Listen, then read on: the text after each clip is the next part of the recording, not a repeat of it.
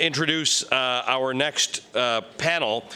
This is going to be a discussion that a lot of you are in the room for, and it is about gender diversity as an investment criterion. If I could just ask everybody for your attention. I know we have to move around a little bit. Gender diversity as an investment criterion is the next discussion that we're going to have. And I want to invite to the stage Barbara Novick, the Vice Chairman of BlackRock, who will be moderating it, along with the panelists. Lynn Blake is the Executive Vice President, CIO of Global Equity Solutions at State Street Global Advisors. Kim Thomason is the EVP at Caisse de dépôt de placement de Québec. And Virginie Morgan is the CEO of Eurazeo. I invite you all to the front.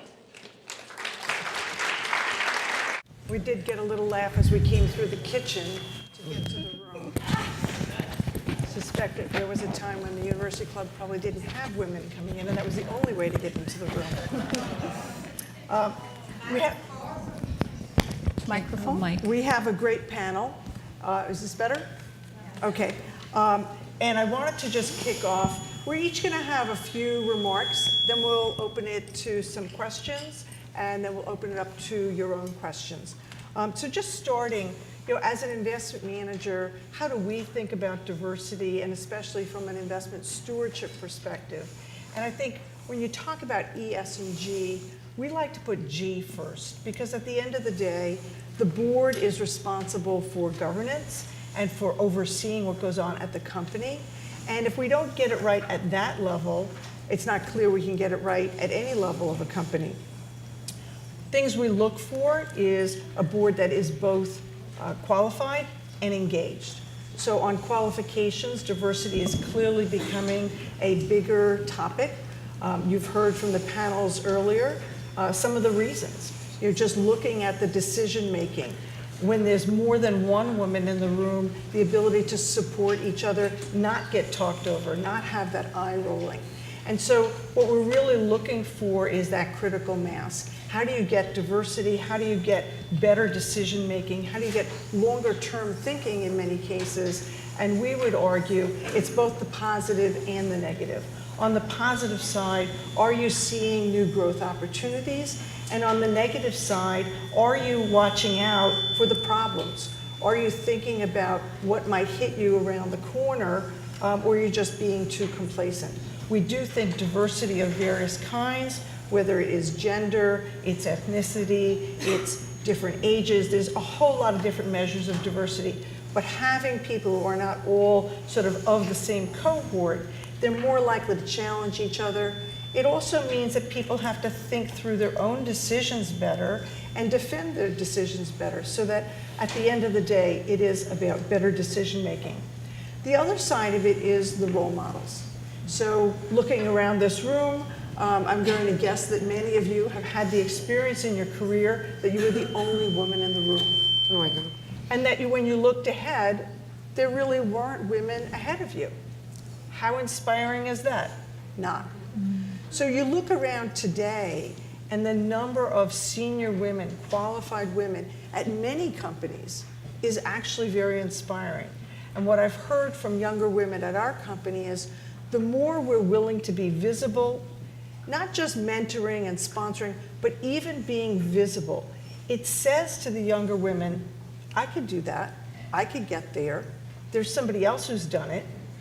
And that sends a very powerful message. So it's about the employees, it's about the customers, it's about all these different stakeholders.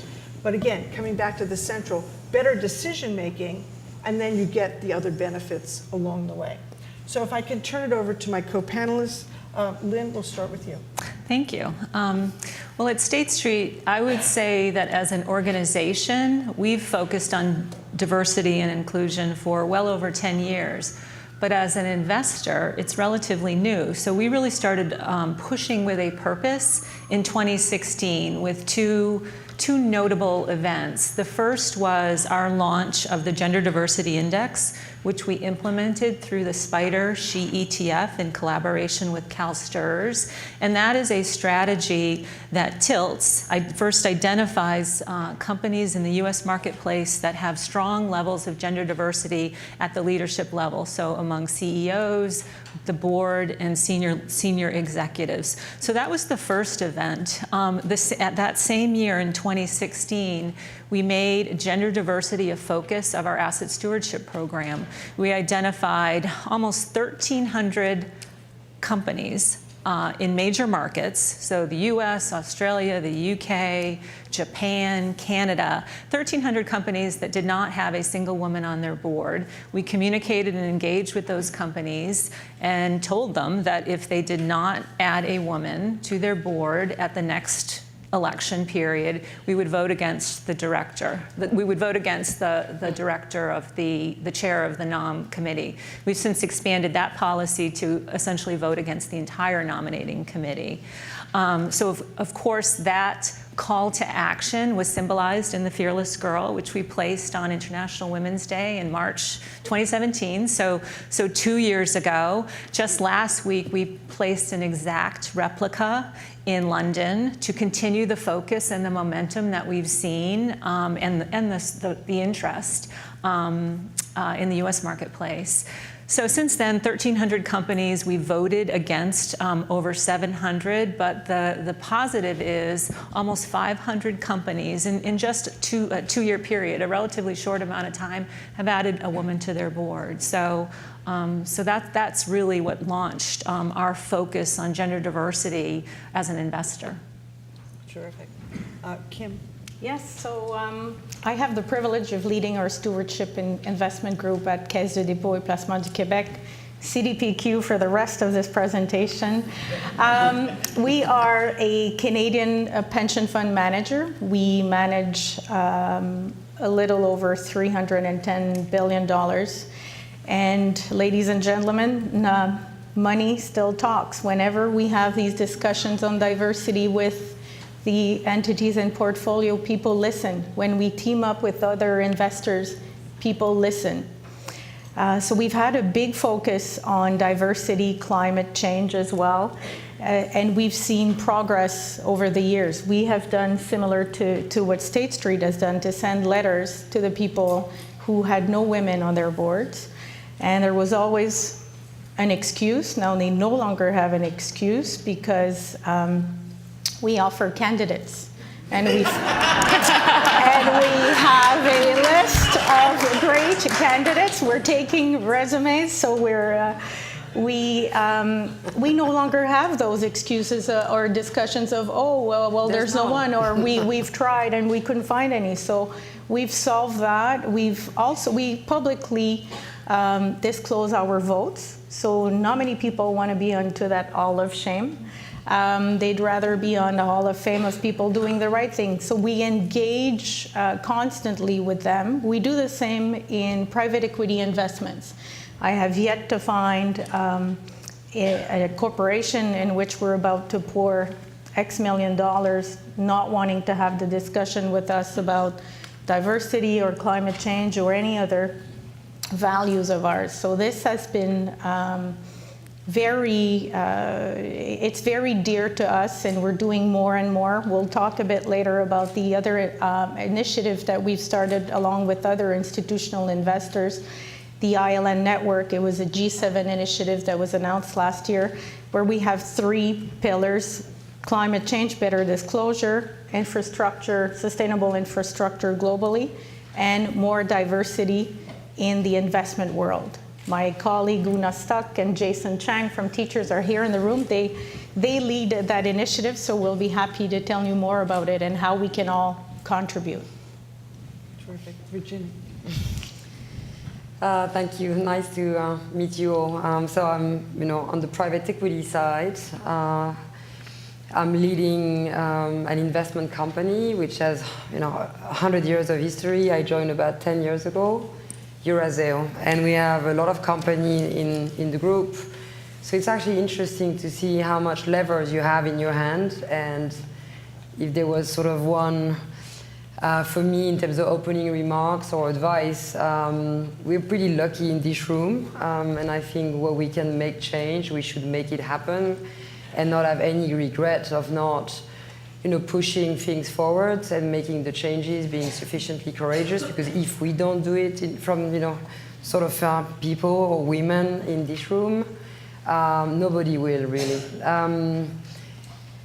Two things. I mean, what I did about 10 years ago with my team, part of the group, I pushed Eurazeo to become an investor with ESG sensitivity first. That was 10 years ago, back in 2008.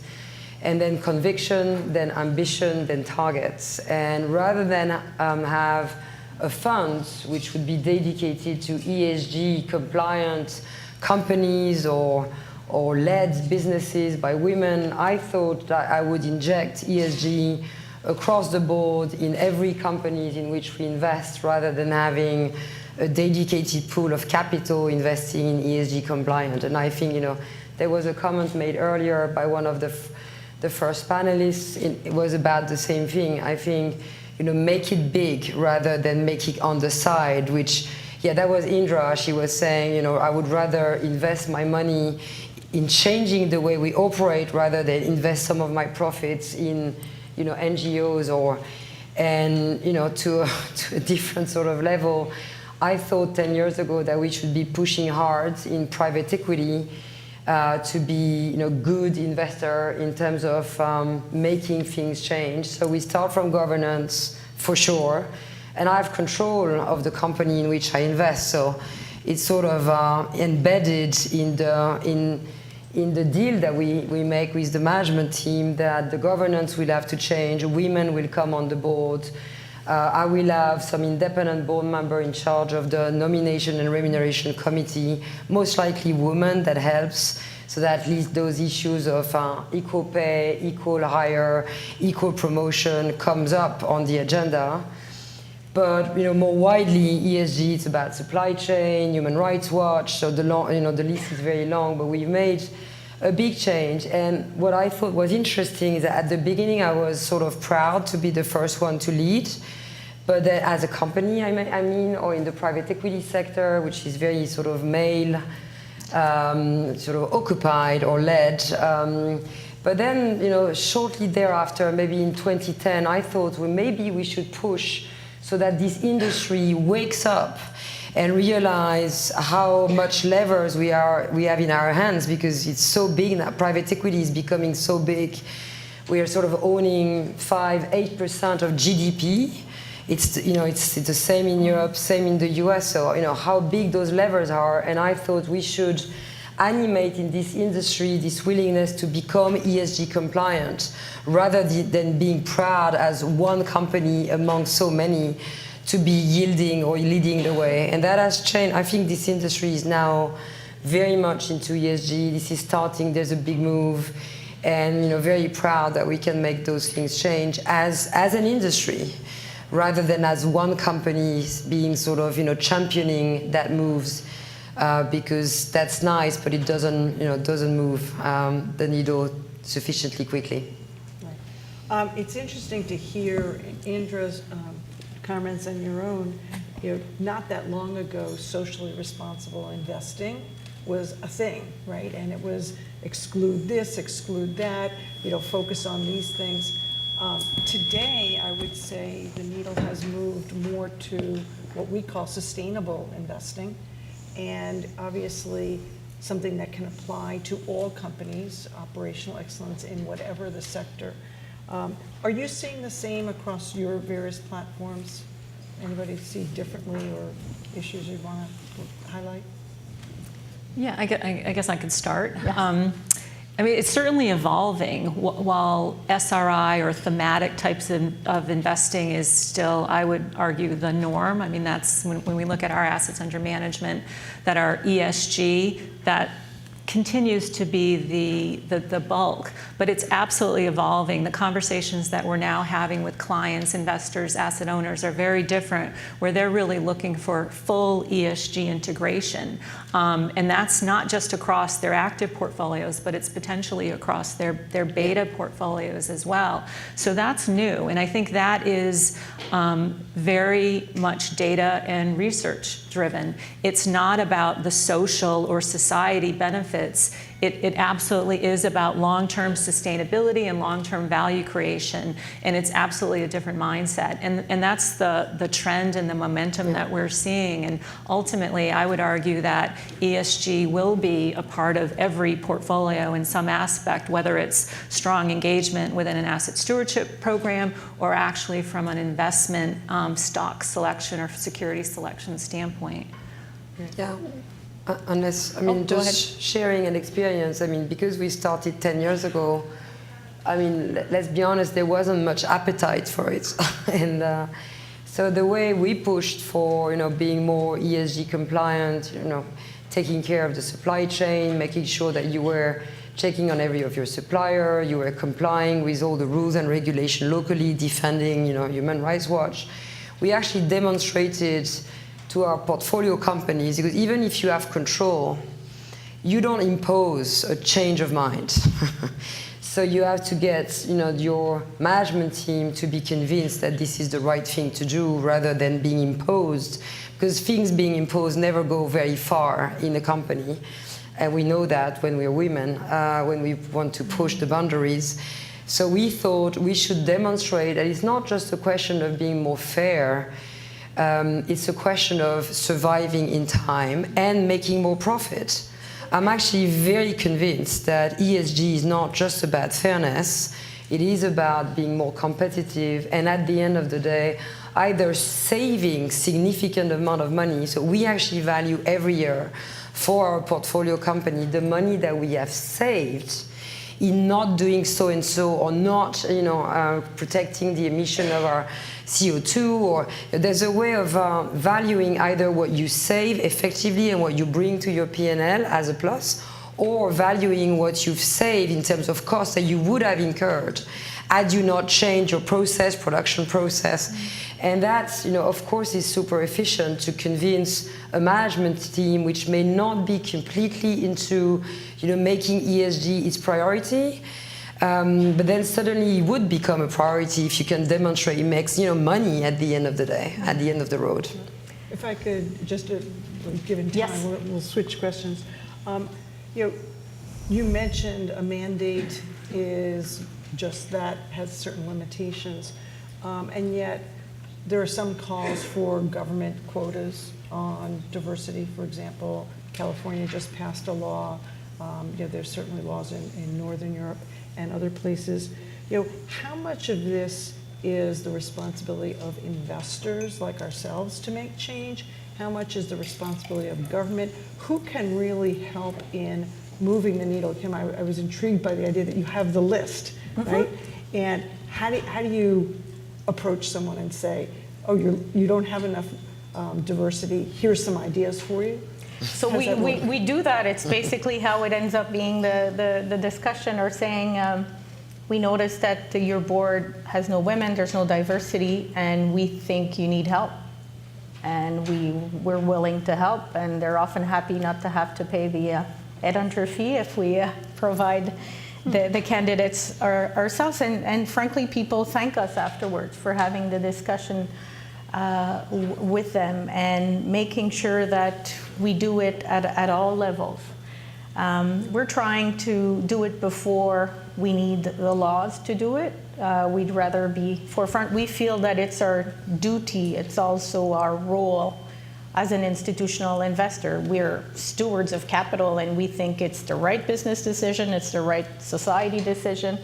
So we want to do it. We're also having way more discussions with our stakeholders. And we feel that there's more and more women in the investment committees of our depositors, or our clients, who raise the questions. The millennials are also pushing the discussion on many subjects such as diversity. So we're having way more interesting discussions, even little things like, for me, getting an email from someone on my team to say, a millennial, would it kill you to move the meeting at 7? We have scheduled for 7 a.m. at 8:15. That's when my wife and I drop our kids to school. I'm like, that's a good point. I should move the meeting and I'll jump on a call with London or do something else. So I think the millennials are also very much helping this discussion. Anybody else want to jump in? Government versus private sector? Well, I guess I can comment on the idea of quotas because that's been a very interesting kind of phenomenon for us to look at in markets, countries that do have quotas. Those companies have been obviously mandated and very successful at hitting the number, whether it's 30%, 40%, 50%. But our engagement with those same companies is it's interesting and it's also concerning because what we're seeing and what they're articulating to us is a loss of executive or senior leadership women. Very often those women that were in the business at an executive level on a day-to-day basis have opted to leave the company to take roles as directors. So it's absolutely leaving this kind of a brain drain, big pipeline issue, not just within the company, but ultimately at the directorship level. We're concerned that there could be an issue at a relatively near point in time with board quality among women. So that's one of the unintended consequences of a kind of a quota system.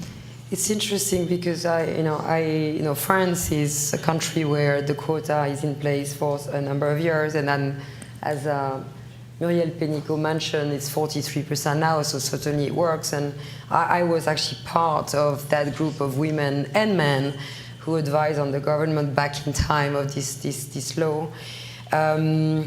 And there's few comments. The first one, I remember that the male community, and that was the business community, which was essentially male, at the time was really trying to fight against the consequences of not applying that law. And I think your comment that you made about, well, I'm sorry if you're not presenting a woman at the next AGM, we're going to vote against, that works quite well. So the consequences have to be very, very heavy. Otherwise, nobody cares, and we basically pay the fine, which sometimes is sort of a way out. You just pay the fine, or worse comes to worse, you can explain rather than comply. Then the second comment, me as a CEO, I am on two other boards as an independent board member, including L'Oréal, and I'm not surprised they are one of the big sponsors of that event. I would never, not allow one of my, executive team member to be accepting a board position because I think this is what is needed because you want executive women on your board. You don't want women or men, by the way, who are just board member, because you can't just be a board member. You have to be a board member because you have an expertise. You're managing a company, a business unit. You have a position. You know how the world is going.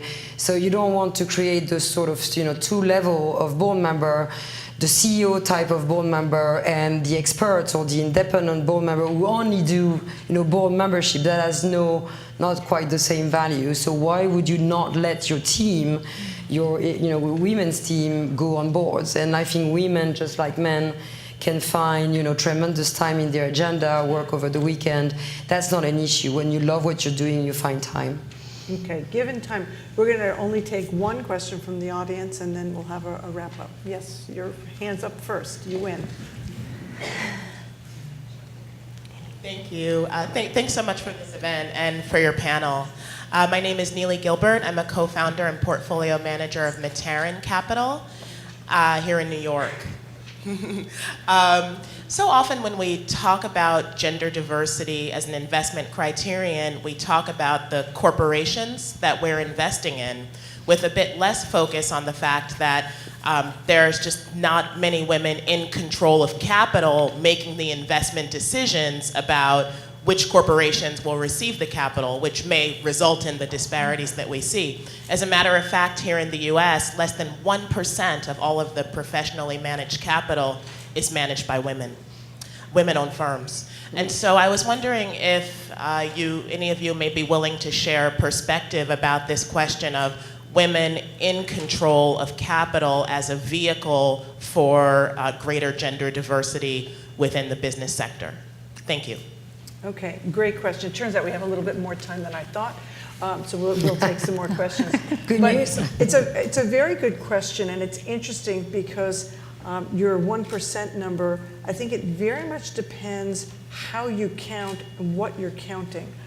So here in the U.S., the phenomena is there are many, many large pension plans that outsource their asset management. The person making that outsourced decision is a very important voice in that chain. And I think the number who are female in that role is far in excess of 1%. Okay. Now, when you get to the next level in the chain, the asset management companies, I think it falls off quite a bit, and that's quite noticeable. Worse, unfortunately, in private equity than in public equity, but even in public equity, not a good story. But I think as you kind of go back in the chain, I think what we're seeing more and more is those end clients are asking those questions. And how many women are on your team? How many use diversification in a number of different categories? What does your team composition look like? And I think that's where it starts, and it can improve, I think, starting with those, we call them asset owners, but the end investors themselves. I don't know if anybody else wants to jump in on that. Nili, it's a very good question you raised. One of the things that it forced us to do is also looking at ourselves. What do we do before we come and see corporations and ask them to do ABC? Well, how do we do it? So we looked internally, our entire procurement process. We looked at all the law firms, legal service providers, asking them about their stats on diversity, hourly rates, promotion rates, partnerships, to make sure we were able to compile that. And we're doing that same exercise within the portfolios as well. And who are the people that render services to us? Who do we invest in? So we're, in terms of the providers, to make sure that we do the same analysis. I'd like to share just my current thoughts on, so I put myself on the other side.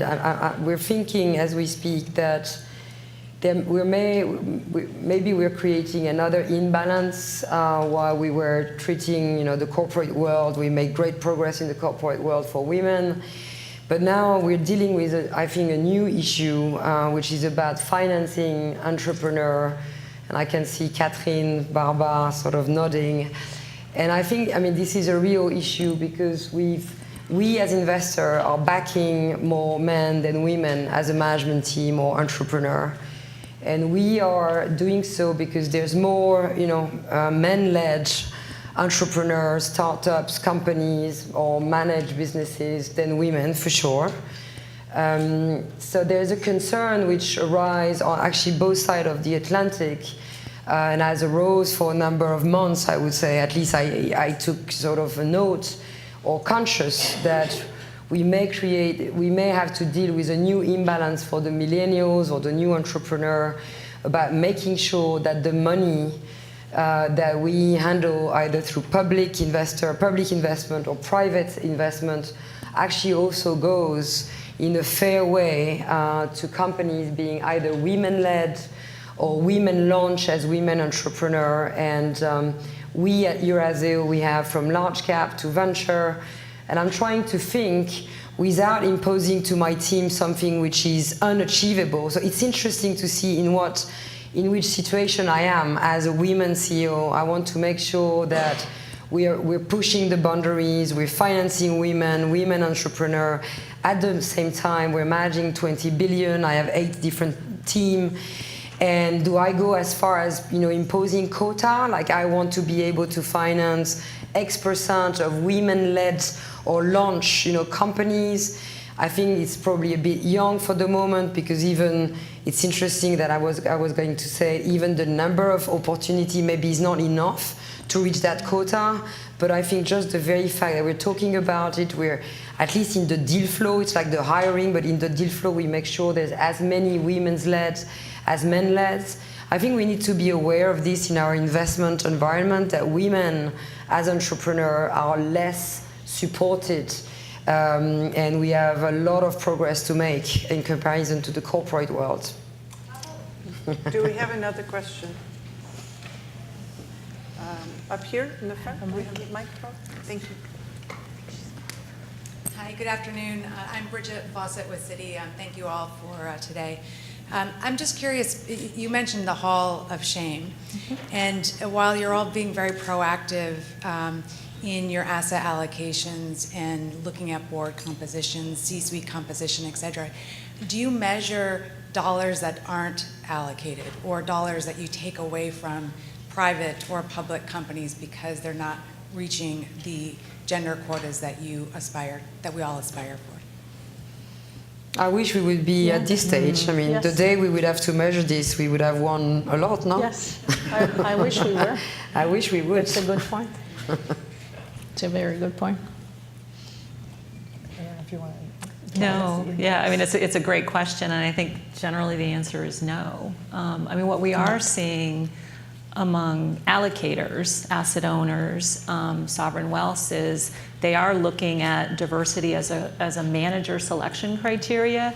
So they're absolutely making decisions, at least toward the asset management world, about whether, to the earlier question, whether we're more diversified as an industry. I also think it gets more complicated when you look at an index fund versus an active fund, right? So an index fund, you're going to own everything. Your input or influence is at the voting level.